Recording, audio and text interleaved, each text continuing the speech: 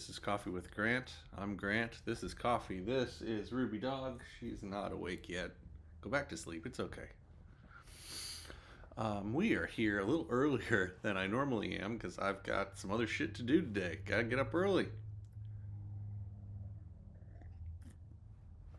And I think I wanted to talk about habits.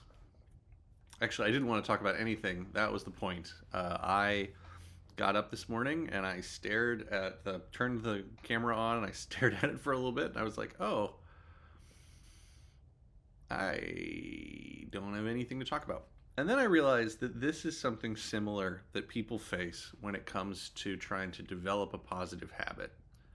Where, for example, I attempted to let's go back. Let's go back in time a little bit because I was trying to troubleshoot a very specific mental health issue that I was having. Basically, just long time depression, and I wanted to be like, okay, you know what? I'm going to throw science at this. I'm going to write everything down. I'm going to document my mental state. I'm going to try different variables. I'm going to adjust those. And so I did no alcohol, caffeine, or soda, or other recreational substances. And then I was also like, okay, I'm going to document what that does to my brain. I'm going to try to do, and I was kind of like throwing everything at this problem. And something happened inadvertently, which was every morning I would get up and I would have the same routine. I'd have the same breakfast sandwich. I'd have the same cup of coffee. And then I would write about how I was feeling mentally. I would just like, this is what's going on. And then I thought, oh, well, it'd be really interesting, just to say, oh, here's what happened yesterday. Here's just the recap. And then, as I was doing that for a week, 2 weeks, 3 weeks in a row, my brain started to wander and it was like, oh, well, that would be a good idea for a story. I'm like, it couldn't hurt to write a couple of paragraphs for a little story out, like I'll get that going. And pretty soon what it was is I was getting up every single day and writing for like an hour and 45 minutes before I'd go to work. I'd get up at 6 a.m. and I didn't have to be at work until 9. And so from 6 to 8, I would basically just write and then shower really quick, go eat something to eat, or do the showering and eating at the beginning, and then get dressed and go. Write in your underwear, then get dressed and go to work and do that. And I did that, and I ended up finishing my novel doing this, which no one wants to publish. So arguably, it was a good first attempt. But my point is that when you're attempting to do something and develop a habit, even when it seems real stupid, to start doing something creative like that when your brain isn't on, you're reinforcing those pathways anyway. Like, some days I wake up and I turn the camera on here and I go, oh, I really, really want to talk about that thing. It's something recently, it's something in my mind, that's something that's popped up. I have a whole list of things that I could talk about, but today is more of a resilience day, I think. It's more of the point of it is that I'm doing it at all. Because what's happened accidentally is that I'm doing this on a daily basis. I don't think this is sustainable, is the thing. I don't think doing daily morning videos is sustainable. I've got a pretty good workflow for it. I record a video, throw it immediately into Premiere, tweak a couple of little changes that every video has, slap the ending on it, send it to the encoder, and then while that's happening, I export a screenshot and I doodle over it with my iPad, and then by the time I'm done doodling, everything's exported and it goes into YouTube, and it takes about 20 minutes or so total to process, which is pretty quick. But even so, there's a certain amount of like doing something every day that is, you're going to get better at it. Like you're going to do, even if you can't consciously see it, you're going to start to get better at things. You're going to start to, like, I naturally started to make this process more efficient, and make it so that it was faster to process the videos, that I had a workflow for how the thumbnails are going to be processed, etc., and so on. God, this is really not, um, uh, whatever the word was I was going to say. It's not. It's not that. You know what it is. You're watching this. But I'm saying it's important. It's important to keep going. It's important to do something. If you're going to do that, and do it every day, because it's very easy to skip. And if you skip, then you go, oh, I wasn't feeling it. And the next day, you're probably not going to be feeling it either. And you miss 3 days in a row of whatever it is. It's very, very difficult to get back up into that routine. Um, I've found that that's true for dieting as well. If you're like really, really calorie conscious, I don't. Here, I'll tell you about my weight loss thing, if it helps somebody. So we're taking this idea that, again, repetition reinforces neural pathways. We also have to take into account that your body has an internal clock, and that if you, and this is just left over from our primitive hunter-gatherer days, that if you have a large meal at a certain time of day, your circadian rhythm, your metabolism, like, kicks into high gear, and it starts to process all of that, those calories and the nutrients, the proteins, and it's like, okay, yeah, this is great. We've got what we need to do to, function for the rest of, however long, until you get hungry again. And if you have a giant meal, like, you really stuff yourself, two things happen. One, you can actually stretch your stomach out. That's that feeling of, oh, I ate too much. Your stomach is very, very elastic, and it will just start to stretch to accommodate more. And B, you are going to be resetting your clock to expect a meal of that size at that time the next day, which is really, really bad for routine and, like, consistency. And so what I've noticed is that if you're trying to get into a weight loss regimen, the toughest portion of that is like the first 5 days. And that's where you have to go, okay, especially coming off of the holidays, because I'm trying to do this right now, is to recognize that mental signal that's saying, oh, I need to have as much food in me as I had for Christmas dinner, and go, oh, I don't, and know that you're going to be a little hungry. Your hunger signals and the synapses that are triggering to tell you that you are, like, ravenously starving are not directly connected to the amount of calories that you need. And so if you can go the first 5 days, and, like, I do a breakfast sandwich in the morning, black coffee all the time, always black coffee, never cream and sugar. There's so much extra calories. So I ran into a health thing, God, 10 years ago now. Oh, that's the sound of a man getting old. I ran into a health thing about 10 years ago where I was not feeling great, and I didn't feel good about how my body was, and I looked into it, and I was drinking coffee with cream and 4 sugars every morning. So I would just take the sugar pour thing, and I do 1, 2, 3, 4 counts of sugar into my coffee. And I very quickly realized that's like an extra 400 to 500 calories in the morning. I was doing this every morning, and then eating like a full breakfast and a full lunch. And once I actually got into looking at what was coming in and what I was burning realistically to do that, I was like supposed to be on like an 1,800, 2,000 calorie level, right? So if you're thinking, I've got 2,000 calories to spend in the entire day, and a quarter of that is just the cup of coffee that I would have in the morning. So I'm already at like a disadvantage. So um, I do that. If you are diligent about lunch and you're counting, then it just becomes a leave something left for dinner and you follow the remainder. I use Lose It, which is a great app for tracking some of that stuff. Again, tracking it daily is also one of those things where you don't realize. But one of the hardest things, like Lose It, if the Lose It devs are watching my videos that have no views on them, the one suggestion I would have is like Lose It's great when you are in your own home and you have groceries that you purchased and you can like scan the barcodes or you're like, oh, I made this, I know what's in it. Lose It is garbage for the potluck.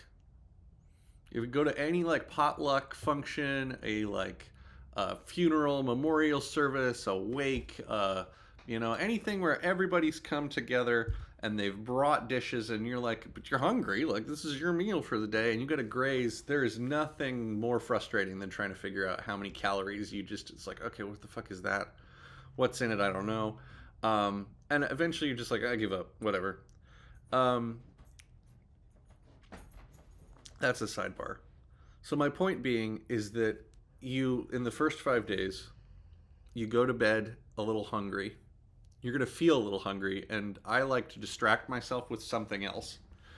Drink a lot of water, and I'll be like, oh, this is a good time to pick up a video game that it's really engaging. Where I'm like, oh, time is passing very quickly, or I'm gonna change my environment or do a project. Um, that helps. And by the time you get to day 5, your stomach is used to the amount of calories that you're getting again if you're consistent for all 5 days. Even if it sucks the first three, and like day 1, 2, and 3, you're gonna be like, I am ravenously hungry. I could just destroy, and then your instinct is to go to like, oh, why I wouldn't have just one Popeyes spicy chicken sandwich. I'm gonna have two. Oh, I'm gonna have biscuits. Well, I'm gonna have Cajun mashed potatoes, and really you could have gotten by with one sandwich.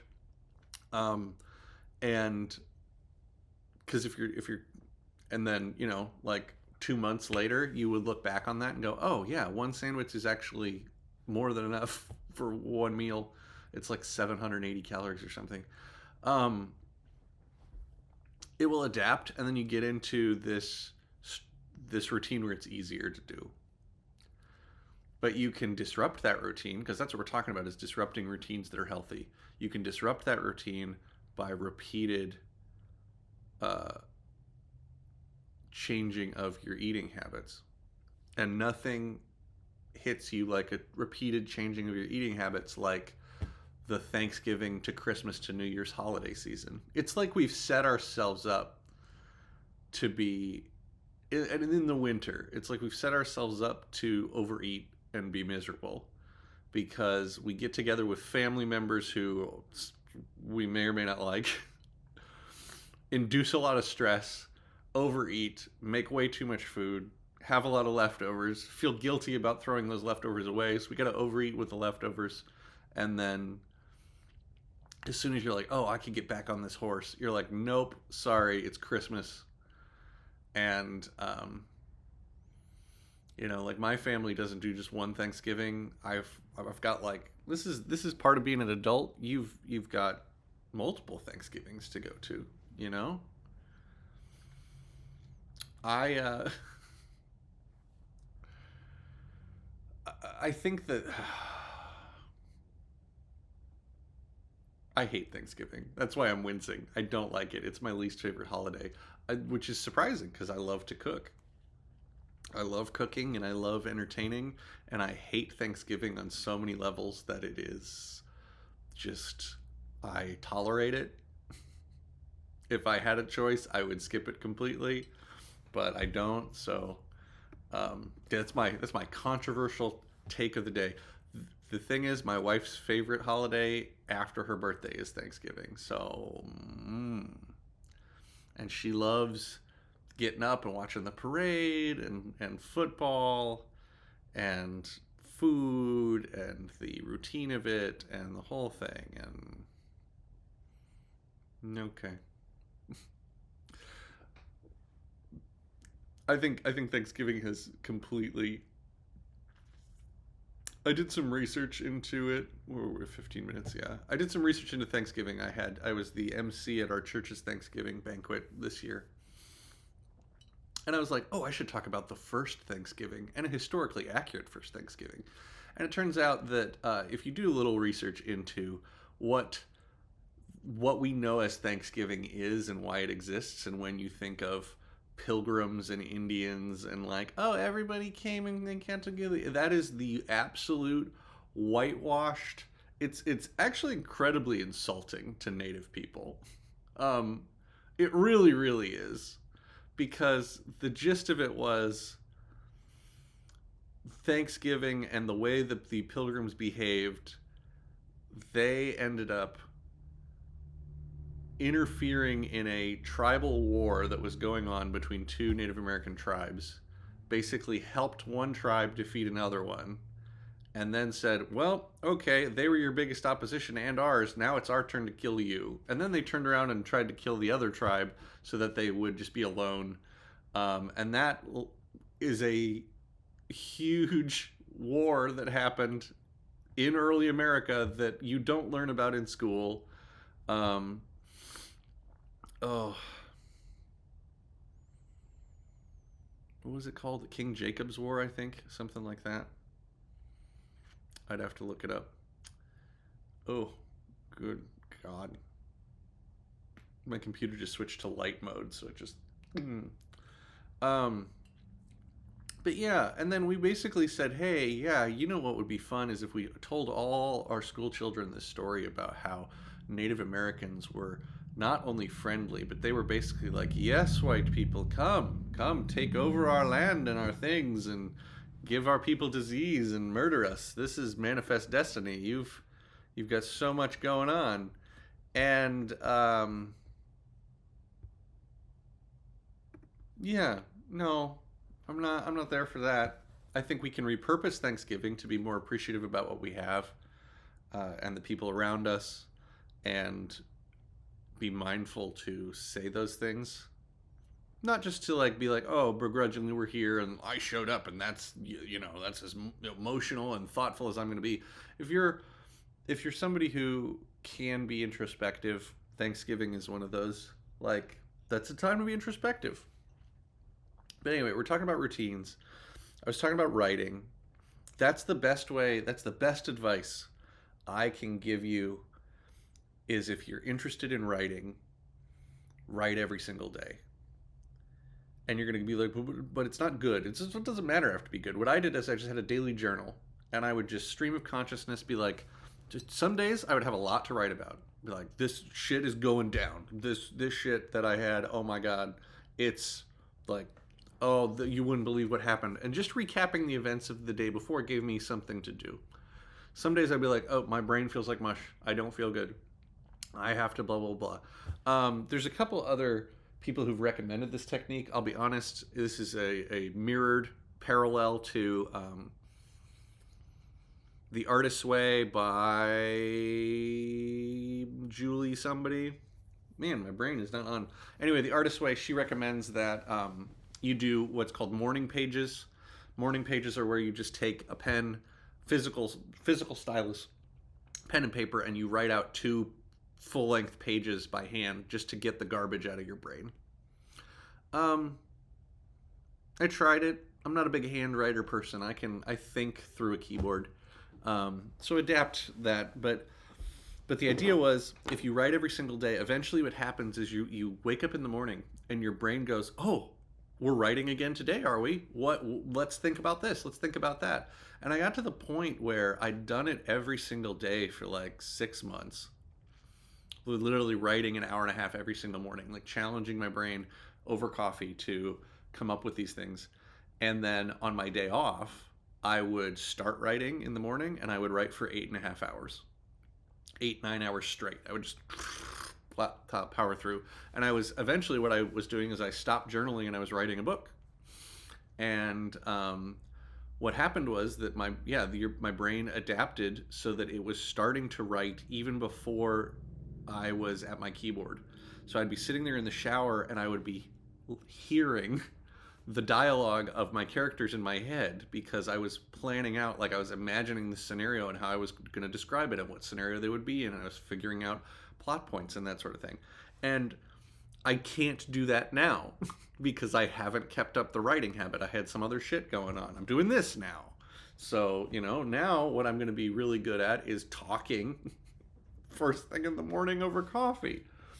But this is a different sort of exercise. This is an exercise in finding off the cuff, improvising a cohesive argument on a topic, uncaffeinated to caffeinated. Which means that the skill I'm power leveling up right now is the ability to give me a topic and just have me riff for half an hour with hopefully an articulate argument to tie things together, to pull words out of my brain in a intelligible way. So when it comes to weight loss, though, like those are the key things: is recognizing where that signal is, and then having that ability to follow through until you can get, because you will get to a point, at least I do, you get to a point where you go, oh, okay, I've stuck with this. That was enough. That was enough food. It was like a month ago, I would have considered that to be nothing. And now I go, oh, I'm actually full. And the other thing is hydrate. So you do that on top of hydration, just drink more water. And it doesn't take that long to start seeing progress. And then when you start seeing progress, it feels really, really good. Right up until the next holiday season comes around. And then I also, like, that was one of those things where I've realized, I'm like, oh, I have this thing in my brain where if I see food, I have to take advantage of it. I don't know if this is genetic. I don't know if this is this is an old like Viking hunter gatherer thing or whatever. But if I have I'm faced with a buffet, I'm like, look, this food needs to be inside me, and that's the same thing. So if I'm going out to eat at a restaurant and I'm like, oh wow, this portion is ridiculous, but I am not a quitter. I'm going to eat this entire steak. I'm going to finish this because, and then I'll go, oh man, I ate way too much, and my brain immediately goes, oh. You have just stepped off of your routine. Are we going to do this now? You don't have to eat everything on your plate. Contrary to what your parents... Oh, that's probably where it comes from. Yeah. Yep. Mm-hmm. Is it that we don't know how to create healthy portions, and even as an adult, you fill a plate up because that's the size of the plate, and if you were traumatized into the clean plate club, you feel guilty about leaving food because you're not going to, well, I do, but I was going to say most people don't take uneaten food on a plate and store it and eat it later. They're just like, that's not leftovers. Leftovers were in the serving dish. Things that hit people's plates don't get saved. At least that makes sense logically that way. And then you end up being like, oh, this has been very enlightening. I don't know. I feel like I slept well. It's because I was up an hour earlier. Like we're coming up on the time when I would normally I'd normally still sleep. We got to get into my summer routine. I know it's January or whatever. Fuck, let's cut it off at 23 minutes. I don't know. I can check this box for today and we'll come back and do it better. That's the other thing, shit doesn't have to be magical every single day. You can have a bye week. You can have a day where you're just not doing it. And as long as you keep trying, that's the goal. All right, be kind to each other. Have a good day. If I'm going to keep doing this at this hour, either I got to wait for the sun to come up. So basically, I just got to time travel a couple of months into the future, or I need a light in here that isn't this lamp that I've cannibalized. All right, see ya.